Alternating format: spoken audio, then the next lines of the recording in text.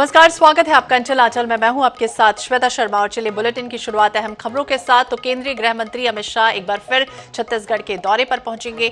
अमित शाह आज शाम 7 बजे रायपुर पहुंचेंगे, जहां शाह भाजपा के प्रदेश पदाधिकारियों की बैठक लेंगे। शाम 7 बजे का वक्त होगा जब इस बैठक के बाद अमित शाह भाजपा के प्रदेश कार्यालय कुशाभाऊ ठाकरे परिसर में रात्रि विश्राम करेंगे। वहीं 2 सितंबर को कांग्रेस सरकार के खिलाफ आरोप पत्र जारी करेंगे। दोपहर 1 बजे प्रदेश कार्यालय में लंच के बाद अमित शाह रायपुर एयरपोर्ट से सरायपाली के लिए रवाना होंगे। सरायपाली में शाह जनजातीय सम्मेलन कार्यक्रम में शामिल रहेंगे। इसके बाद शाम 5:30 बजे रायपुर से दिल्ली के लिए रवाना भी हो जाएंगे।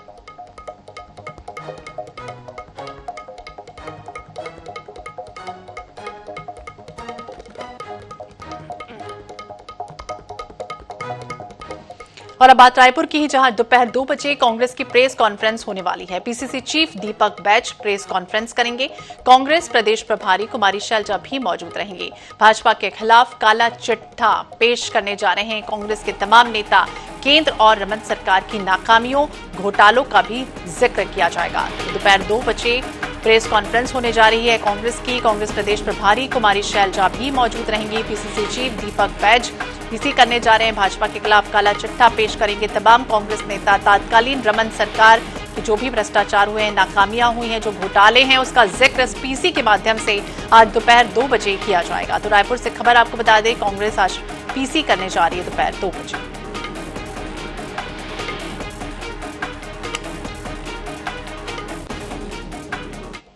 इधर भोपाल से खबर आपको बता दें, गृह मंत्री नरोत्तम मिश्रा का बयान सामने आए। पीएम नरेंद्र मोदी का सशक्त नेतृत्व और हमारे सुशासन का परिणाम है, कांग्रेस में बदलाव दिख रहा है।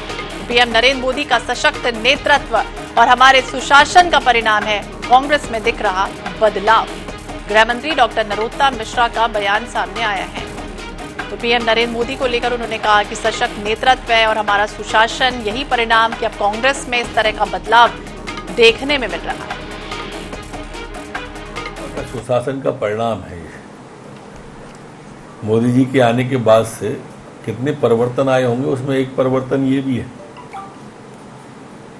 जिस कांग्रेस कार्यालय में कभी बकरी बंधा करते थे, वहां अब सुंदरकांड के पाठ हो रहे हैं।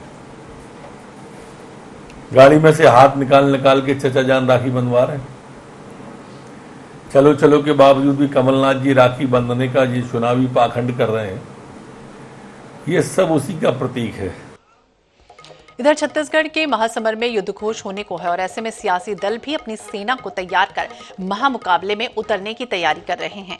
सत्ताधारी दल कांग्रेस ने पहले तो महासचिव और सचिवों की जंबो सूची जारी कर दी और अब संयुक्त महामंत्रियों और प्रवक्ताओं की सूची जारी कर दी गई है। आइए दिखाते हैं खास रिपोर्ट। छत्तीसगढ़ में कांग्रेस में बदलाव का दौर चल रहा है। सरकार में कुछ बदलाव के साथ प्रदेश अध्यक्ष का चेहरा बदला, अब संगठन में भी बदलाव हो रहा है। पार्टी में अध्यक्ष के बाद सबसे अहम पद प्रभारी महामंत्री का माना जाता है, जिस पर बस्तर के नेता और दीपक बैज के करीबी मलकीत सिंह गैदू की ताजपोशी की गई। फिर संयुक्त महामंत्री के रूप में 70 नेताओं को जिम्मेदारी सौंपी गई। इसमें ऐसे नेता हैं जिन्हें लंबे समय से महत्व नहीं मिला। महामंत्री व सचिवों की सूची की ही तरह युवा कांग्रेस और एनएसयूआई से जुड़े लोगों को भी जगह मिली। इसी तरह संचार विभाग में भी कई नए चेहरे लिए गए हैं। संचार प्रमुख के रूप में सुशील आनंद शुक्ला की दोबारा ताजपोशी तो हुई, लेकिन उनके साथ वरिष्ठ प्रवक्ता के रूप में सुरेंद्र शर्मा, आरपी सिंह, घनश्याम राजू तिवारी और धनंजय सिंह भी जगह बनाने में सफल रहे। जबकि श्री कुमार मेनन, प्रकाश मणि वैष्णव और क्रांति बंजारे जैसे नए चेहरे प्रवक्ता बनाए गए। दरअसल इन बदलावों के माध्यम से कांग्रेस जहां अपने सक्रिय नेताओं को उनके काम का पुरस्कार दे रही है, तो वहीं ऐसे नेता जिनमें संभावनाएं हैं उन्हें महत्व भी दिया जा रहा है। पार्टी ने अलग अलग सूचियों में लगभग 150 नए चेहरों को महत्व दिया है। भाजपा जहां इन नियुक्तियों को लेकर तंज कस रही है, तो वहीं कांग्रेस कह रही है कि इन नेताओं को समायोजित करने से पार्टी को मजबूती मिलेगी। अब पार्टी नेतृत्व ने निश्चित तौर पे संचार विभाग पे बड़ा भरोसा जताया है और नए प्रवक्ता साथियों के साथ साथ पुराने साथियों को भी प्रमोशन मिला है। कुछ जो प्रवक्ता के रूप में काम कर रहे थे उनको वरिष्ठ प्रवक्ता की जिम्मेदारी दी गई है।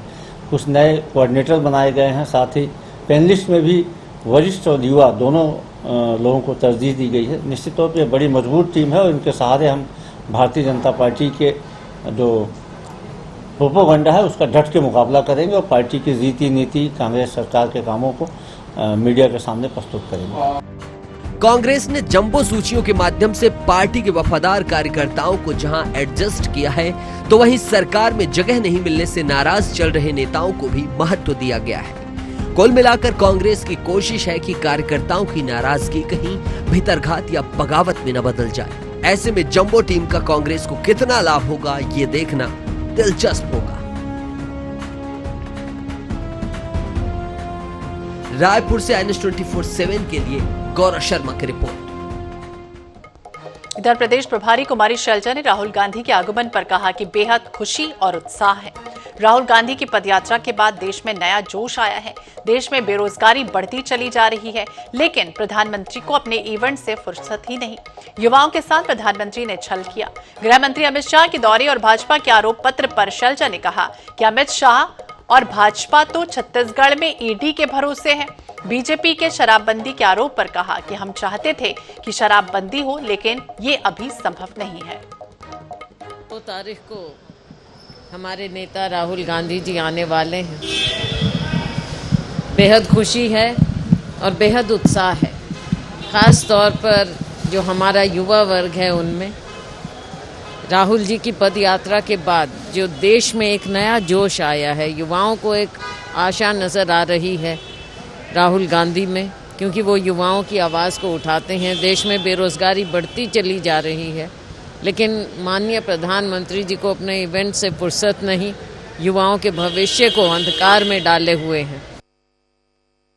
2 तारीख को राहुल गांधी जी का रायपुर आगमन है और इस रायपुर आगमन के लिए कांग्रेसियों में खासा उत्साह है। वहीं प्रदेश की जनता भी नजर गड़ाए बैठे, क्योंकि यह चुनावी समय है। हमारे साथ रवि घोष जी सीधे बात करेंगे। कुमारी शैलजा जी आई सर, अभी उन्होंने निरीक्षण लिया है जो कार्यक्रम स्थल है, कैसा रहा यहाँ का?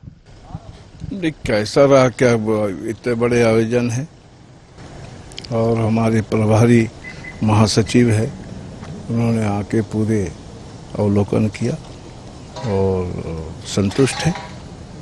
किस तरीके से देख पा रहे हैं सर, क्योंकि राहुल गांधी जी का आगमन चुनावी समय, एक और अमित शाह का लगातार दौरा है, नरेंद्र मोदी जी ने भी यहाँ पर दौरा किया है, भीड़ उस कार्यक्रम में भी उतनी ही देखने को मिली थी।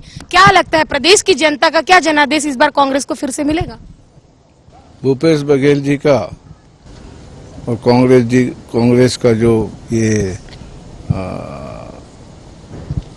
छत्तीसगढ़ शासन के जो एक से एक रचनात्मक योजना है, वो रचनात्मक योजना खाली कागज में नहीं है, वो धरती पे भी है और फील्ड में दिख भी रहा है। और हमें पूरा भरोसा है कि रचनात्मक जो योजनाएं हैं, चाहे धान का हो, चाहे गोबर का हो, चाहे बिजली बिल हाफ हो, चाहे बेरोजगारी का भत्ता हो, चाहे राजीव गांधी नई योजना के तहत जितने भी योजना है उसका फायदा, और कांग्रेस इस बार फिर सरकार बनाएगी। तो कांग्रेस इस बार फिर से सरकार बनाएगी, ऐसा कहना है कुमारी शैलजा जो पहुंची हुई हैं रायपुर और कार्यक्रम स्थल का उन्होंने जायजा लिया है। सुरक्षा के कड़े इंतजाम यहाँ पर किए जाने हैं। 2 तारीख को यहाँ पर भव्य कार्यक्रम होना है। राहुल गांधी जी को सुनने के लिए पूरे छत्तीसगढ़ के युवा जो है वह नजर गड़ाए बैठे हैं, ऐसा शैलजा जी का कहना है। देखने वाली बात यह होगी कि एक और जहाँ अमित शाह का दौरा, दूसरी ओर राहुल गांधी जी का दौरा। ऐसे में छत्तीसगढ़ की जनता पर किस पार्टी का सबसे ज्यादा प्रभाव बढ़ता है और कौन सी जो पार्टी है वह 2023 में दमखम से अपनी सरकार यहां पर बना पाती है। कैमरामैन रिजवान कुरैशी के साथ मोनिका दुबे, INS24/7 रायपुर। इधर छत्तीसगढ़ में भाजपा और कांग्रेस के बीच यूं तो सीधा मुकाबला है, लेकिन छोटे दल गठबंधन की संभावनाओं को भी टटोल रहे हैं। और इस बीच कांग्रेस और आम आदमी पार्टी के बीच गठबंधन की संभावनाओं को कांग्रेस ने पूरी तरह से खारिज कर दिया। कांग्रेस संचार विभाग के अध्यक्ष सुशील आनंद शुक्ला ने कहा कि आम आदमी पार्टी 2018 के चुनाव में सभी 90 सीटों पर अपना जमानत तक बचा नहीं पाई, जबकि कांग्रेस ने 68 सीटों को जीतने में सफलता हासिल की थी। और इस चुनाव में भी कांग्रेस पूरी दमदारी के साथ मैदान में है। फिलहाल ऐसे किसी भी गठबंधन की कोई संभावना नहीं है। नहीं है, न ही आम आदमी पार्टी इस स्थिति में है कि हमसे गठबंधन के बारे में वो बात कर सके। आम आदमी पार्टी पिछले चुनाव में तो अपना 90 के 90 विधानसभा क्षेत्रों में जमानत नहीं बचा पाई थी और कांग्रेस पार्टी यहाँ पे 3/4 बहुमत से सरकार में है। आज की तारीख हमारे 71 विधायक हैं 90 में से। तो यदि इंडिया के स्तर पे पार्टी नेतृत्व के स्तर पे कोई निर्णय होता है तो उसके बारे में कोई भी टिप्पणी करने में सक्षम नहीं हूँ, लेकिन छत्तीसगढ़ में इस प्रकार के गठबंधन की कोई संभावना है तो मुझे। राज्यसभा सांसद रणविजय सिंह जूदेव ने रायपुर पश्चिम सीट से दावेदारी पेश की और सीट से वर्तमान में कांग्रेस के विकास उपाध्याय विधायक हैं, जिन्होंने भाजपा के राजेश मूणत को शिकस्त दी थी। रणविजय सिंह ने अपनी दावेदारी की पुष्टि करते हुए बताया है कि पार्टी टिकट देगी तो बिल्कुल चुनाव लड़ूंगा। इसके पीछे उन्होंने तर्क देते हुए ये भी बताया है कि मेरा घर भी रायपुर पश्चिम विधानसभा क्षेत्र में है। मेरे रायपुर पश्चिम लड़ने से न केवल रायपुर में बल्कि सरगुजा क्षेत्र में सकारात्मक संदेश जाएगा। हालांकि राजेश मूणत इस सीट के पहले दावेदार माने जा रहे हैं, लेकिन भाजपा ने जिस तरह से पहली सूची जारी की है उससे पुराने समीकरण टूटते दिख रहे हैं। रणविजय सिंह जूदेव की दावेदारी नए हालात में बदलते समीकरणों की ओर इशारा जरूर कर रही है।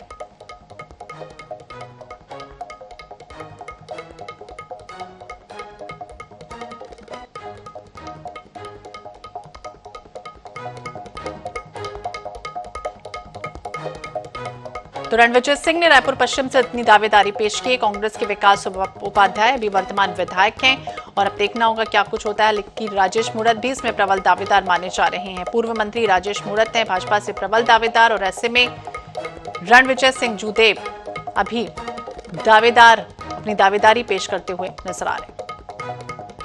ये भी वो उन्होंने कहा, ये दलील भी उन्होंने दी है कि रायपुर पश्चिम में ही मेरा घर है और ऐसे में इस क्षेत्र का विकास मैं अच्छे से कर पाऊंगा और यही वजह है कि अपनी दावेदारी पेश कर रहे हैं।